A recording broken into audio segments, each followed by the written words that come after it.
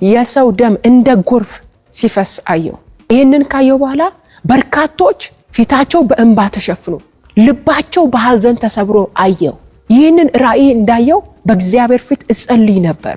እየጸለይኩ ያለ ጌታ እንደዚህ ያለኝ ምድሪቱ ላይ ድንጋጤ ሊያደርግ የሰዎችን ነፍስ ሊነጥቅ የብዙዎችን ልብ ሊሰብር ያለ ክፉ አዋጅ አለ። ስለዚህ እየተቃወማችሁ እያፈረሳችሁ ጸልዩ አለኝ። አሁንም ሰሞኑ ለሶስተኛ ጊዜ ጌታ እንደዚህ አለኝ። ማንም ሰው ያልጠበቀው ድንገተኛ አዋጅ ሲታወጅ አየው። ከዚህ አዋጅ የተነሳ በጣም ብዙ ሰዎች ሲጨነቁ፣ ሲፈሩ፣ ሲረበሹ አይ ነበር። እግዚአብሔር ተደጋጋሚ የዓመት ከገባ እየተናገረ ነው ያለው።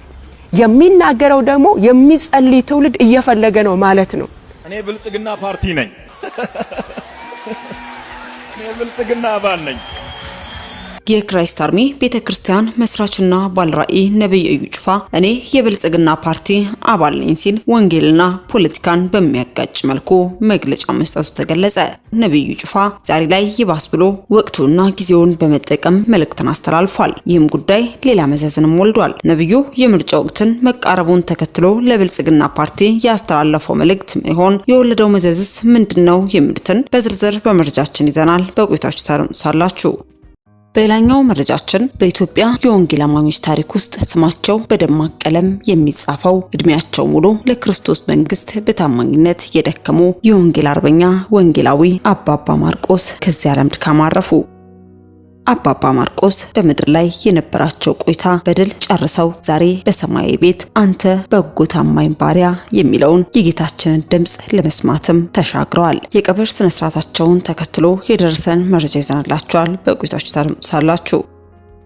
በስተመጨረሻም ሰሚ የለም እንጂ ሰሚ ኖሮ ልቦና ገዝተን ጌታ የሚለውን አድምጠን ልቦናችንን ብንመልስ ጌታ እግዚአብሔር በዓለማችንም ሆነ በምድራችን ስለሚሆኑ ነገሮች ሁሉ አስቀድሞ በነቢያቱ አንደበት ስለመናገሩም ነው። በነቢያቱ አንደበት የሚናገረው ጌታ እግዚአብሔር በሀገራችንም ሆነ በምድራችን ስለሚሆኑ ነባራዊ ሁኔታዎችም አስቀድሞ ጥንቃቄ እናደርግ ዘንድ ልቦናችንን እንድንመልስ በርካታ ትንቢቶች ከዚህ ቀደም ተናግሯል። እነዛ ትንቢቶችም ሆነው ተመልክተናል።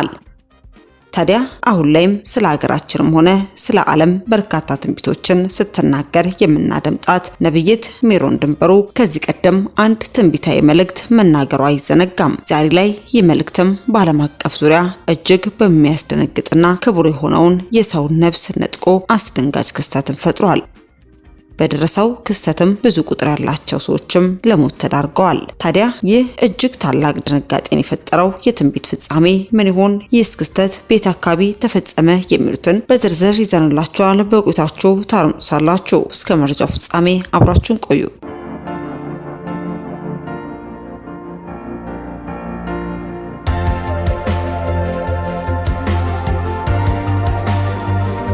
አስቀድመን ወደ ያዝንላችሁ መረጃችን ስናልፍ እኔ ብልጽግና ፓርቲ ነኝ። እኔ ብልጽግና አባል ነኝ። እኔ የብልጽግና ፓርቲ አባል ነኝ ሲል ነብይ እዩ ጩፋ መልእክትን አስተላለፈ።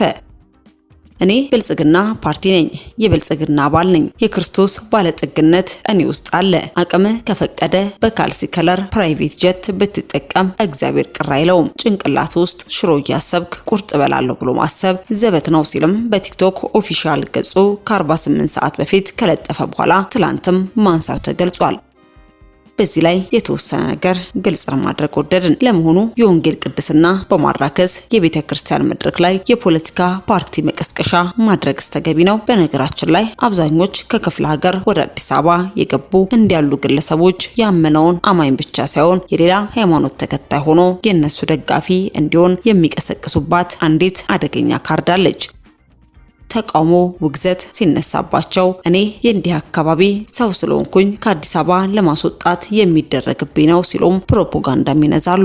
ከሁለት ሶስት አካባቢዎች ከየክፍለ ሀገር የገቡ አገልጋዮችም እንዲህ ብለው ወጥተውብናል። ውስጥ ለውስጥ በጀሌዎቻቸው በኩል የሚበትኗትም ናት። ከ3 4 በላይ የሆኑ እንዲህ ባለ መልኩም መጥተውብን አሰናብተናቸው በተደጋጋሚ መረጃ ይዘን እናውቃለን።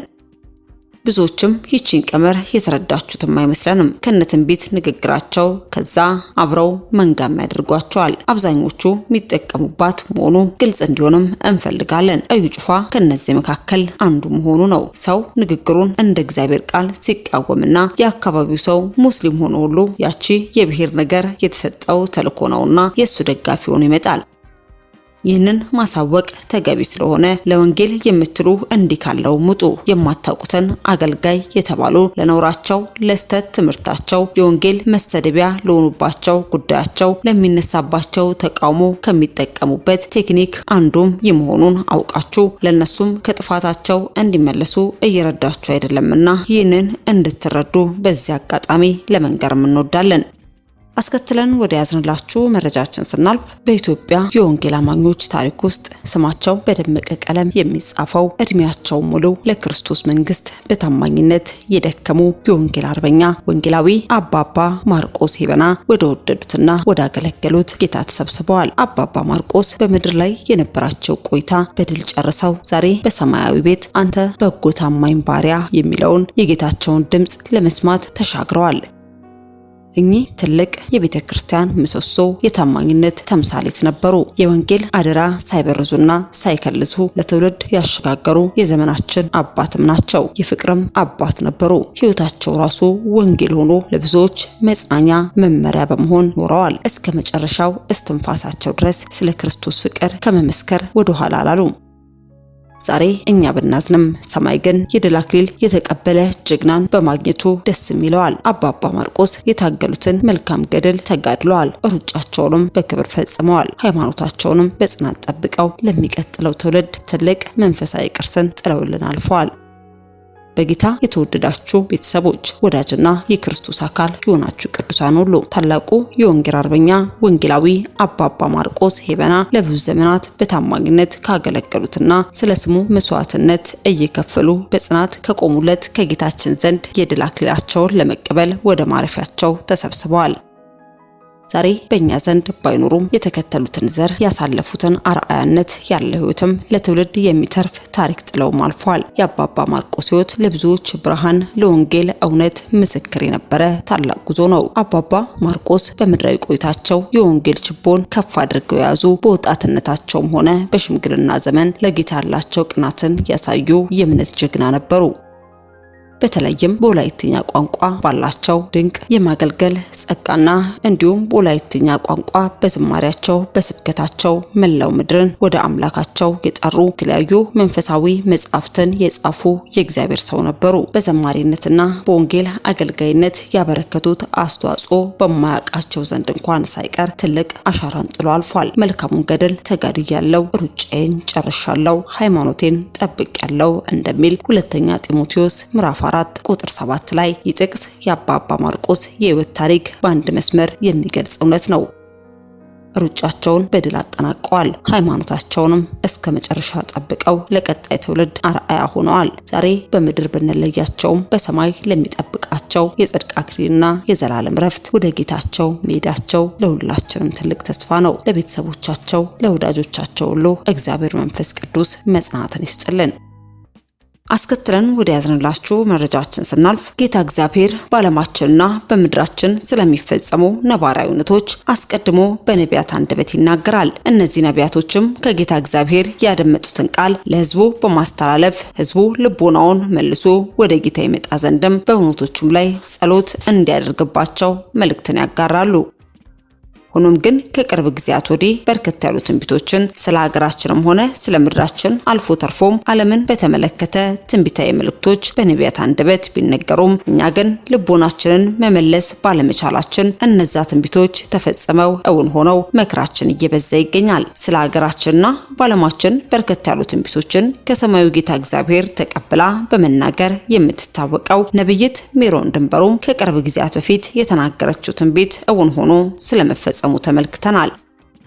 የተናገረችው ትንቢትም ከጥቂት ወራቶች በኋላ አካልን ለብሷል። የተናገረችው ትንቢትም የሰው ልጅ ደም እንደ ጎርፍ ሲፈሳየው በማለት እጅግ በርካታ ትንቢቶችን የተናገረች ሲሆን ነብይት ሜሮን ትንቢቱን በተናገረችበት ጥቂት ጊዜያት ውስጥም መፈጸሙ ተሰምቷል። የሰው ደም እንደ ጎርፍ ሲፈሳየው ልባቸው በሐዘን ተሰብሮ ተመለከትኩኝ። ምድሪቱ ላይ ድንጋጤን ሊያደርግ የሰዎችን ነፍስ ሊነጥቅ የብዙዎችን ልብ ሊሰብር ያለ ክፉ አዋጅ አለ። ስለዚህ እየተቃወማችሁ ጸልዩ በማለትም ተናግራም ነበር። ዛሬ ላይ ግን የሚነገሩ ትንቢቶችን ችላ በማለታችን የትንቢት ፍጻሜ በምድር ላይ እንዲሆንም ሆኗል። ታዲያ ነብይት ሜሮን አስቀድማ የተነበየችው ትንቢታዊ መልእክት ምን ሊሆን የሚለውንም ለትውስታ ከአንደበቷ እንድታረምጡስ ጋበዘን። ሰላም ለእናንተ ይሁን። ይህንን ሚዲያ የምትከታተሉ ሁላችሁም የክርስቶስ ኢየሱስ ሰላምና ጸጋ ይብዛላችሁ። ጌታ ኢየሱስ ክርስቶስ የተባረከ ይሁን። ዛሬ ወደ እናንተ ብቅ ያልኩት እግዚአብሔር አምላክ በተናገረኝ ድምጽ ሁላችንም እንድንጸልይ አስቸኳይ መልእክትና አስቸኳይ ጥሪ ይዤ ወደ እናንተ ብቅ ብያለሁ። እንግዲህ ሁላችንም እንደምናውቀው በሳውዝ አፍሪካ የሚኖሩ ወገኖች በዚህ ጊዜ በታላቅ ሰልፍ ውስጥ እያለፉ እንዳለ ሁላችንም እናውቃለን። በሳውዝ አፍሪካ የሚኖሩ ደግሞ ቅዱሳኖች በተነሳባቸው ማዕበል ምክንያት በውስጥ መስመር በርካቶች ጸልዩልን እያሉ መልእክታቸውን እያስተላለፉ እያስቀመጡ ቆይተዋል። እኔም ያስተላለፉትን መልእክት ሰምቼ በእግዚአብሔር ፊት እየጸለይኩ ሳለሁ ማክሰኞ ሌሊት ለእሮብ ማንጊያ ጌታ እንደዚህ አለኝ፣ ወደኔ ተመለሱ፣ ወደ ፈቃዴ ተመለሱ፣ ወደ ሐሳቤ ተመለሱ፣ በንስሐ በፊቴ ውደቁ፣ እኔም እራራላችኋለሁ የሚልን ድምጽ አሰማኝ።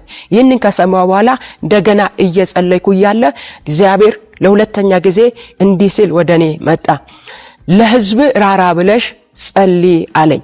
እንደምታውቁት እግዚአብሔር አምላክ ባለማቋረጥ በተደጋጋሚ ጊዜ ስለ ሳውዝ አፍሪካ እግዚአብሔር እየተናገረ ድምጹን በመካከላችን እያመጣ ቆይቷል።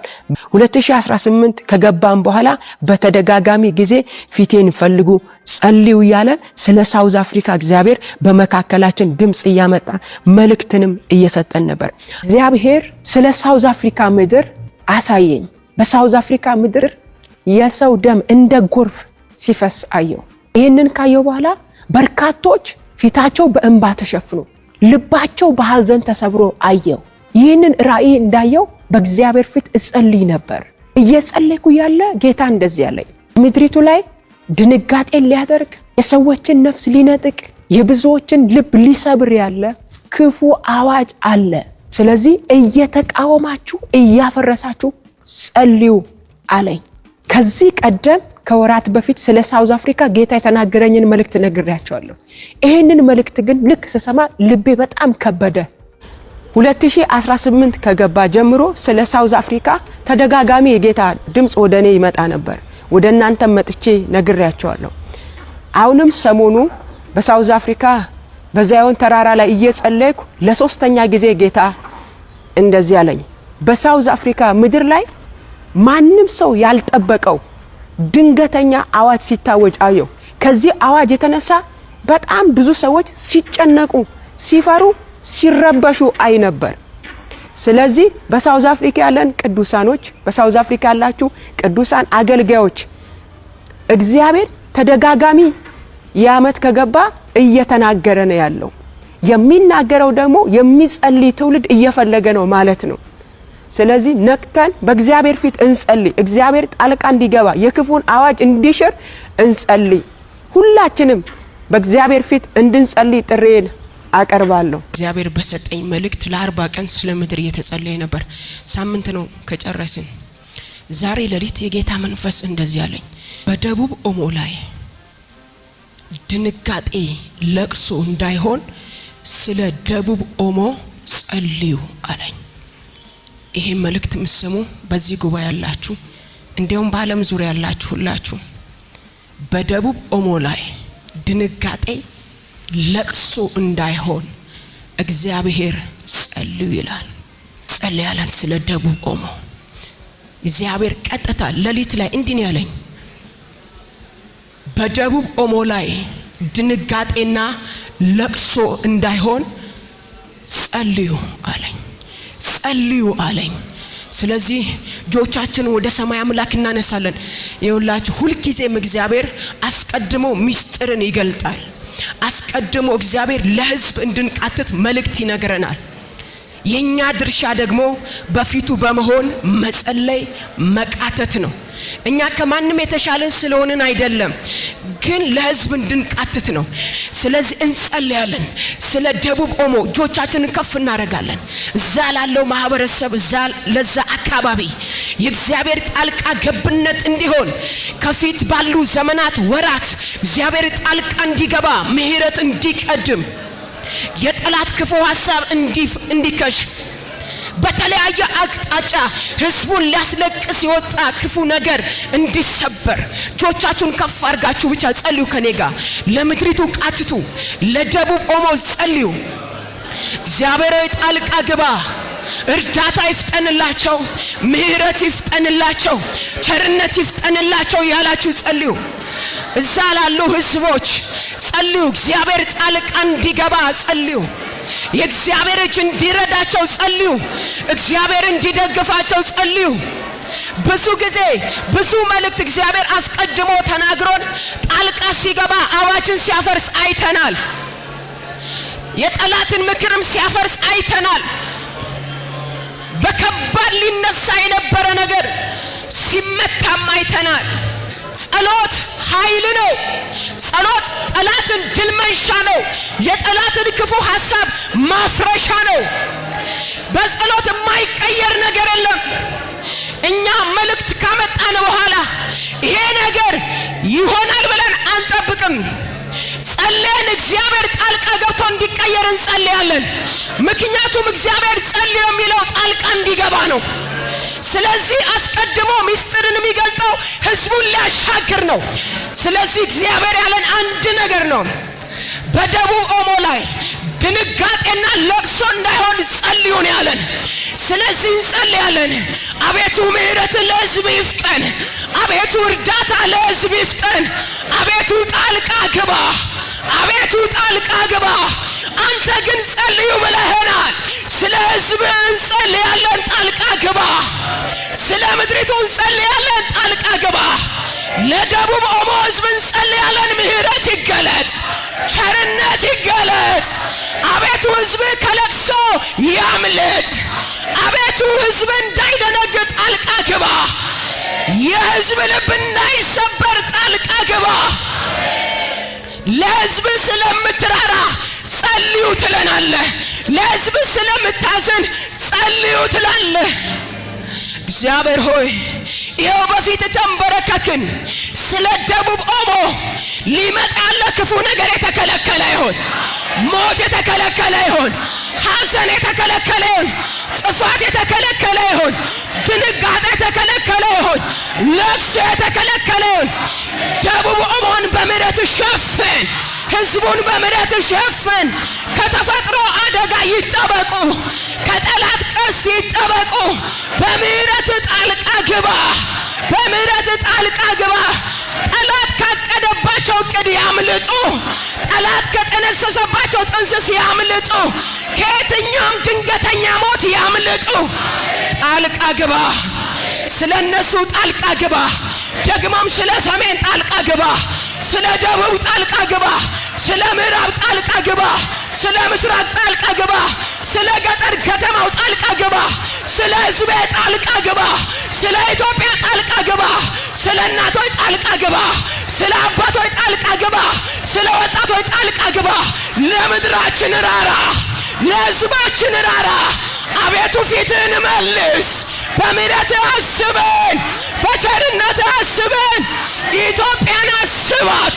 ከዚህ ክፉ ዘመን፣ ከጦርነት፣ ከራብ፣ ከጭንቀት፣ ከሐዘን በምህረት ከልለ አሻግራት። ኢትዮጵያን አሻግር። ኢትዮጵያን ሸሽገ አሻግር። ይህ ስለሚሆን እናመሰግናለን። ምህረት ስለሚበዛ እናመሰግናለን።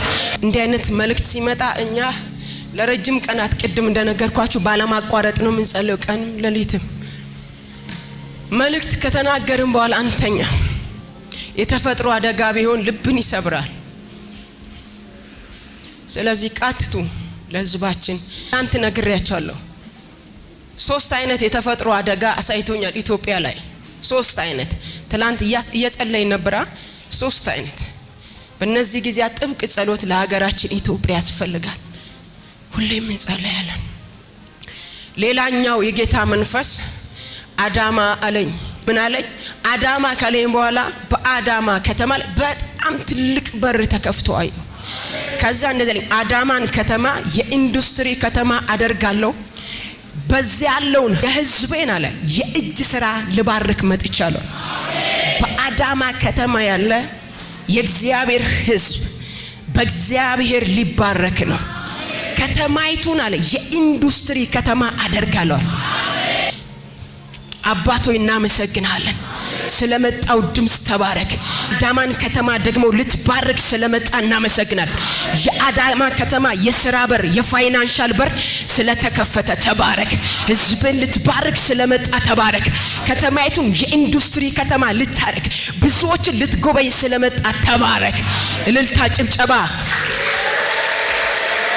አሁንም እግዚአብሔር የተናገረውን አስቀድሞ የተናገረውን መልእክት በማስተዋል ሰምታችሁ በእግዚአብሔር ፊት እንድጸልዩ ጥሬን አስተላልፋለሁ። ጌታ ቢፈቅድ በኢትዮጵያ ቀን አቆጣጠር ሚያዝያ 26 27 28 ለሶስት ተከታታይ ቀናት ማለትም ሰኞ ማክሰኞ ሮብ ስለናንተ ስለ ሳውዝ አፍሪካ በእግዚአብሔር ፊት እንጸልያለን። እናንተም ደግሞ በሳውዝ አፍሪካ ያላችሁ በእነዚህ ቀናት ሰኞ ማክሰኞ ሮብን ባላችሁበት እግዚአብሔርን ፊት እንድትፈልጉ እንድትጾሙ እንድትጸልዩ ንስሐ በመግባት እግዚአብሔር ጣልቃ እንዲገባ ራራልን እያላችሁ እንድትጸልዩ አስቸኳይ ጥሬን አስተላልፋለሁ። ስለዚህ ይሄ መልእክት የደረሳችሁ ሁላችሁ አስቸኳይ የጸሎት ጥሪ ነውና በሳውዝ አፍሪካ ላሉ ወገኖች ሼር በማድረግ ይሄንን መልእክት አድርሱላቸው። እወዳቸዋለሁ።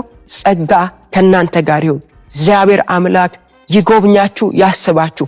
አሁንም እግዚአብሔር አምላክ ይራራላችሁ። ተባረኩ። ታዲያ ይህ አደጋም ከመከሰቱ አስቀድሞ የእግዚአብሔር ሴት ነብይት ሜሮን ድንበሩ እጅግ በርካታ አሰቃቂ ወንጀሎችን እያስተናገደች ባለች ምድር ላይ የአምስት ሰዎች ሕይወት የቀጠፈ ግድያም መፈጸሙ ተሰምቷል።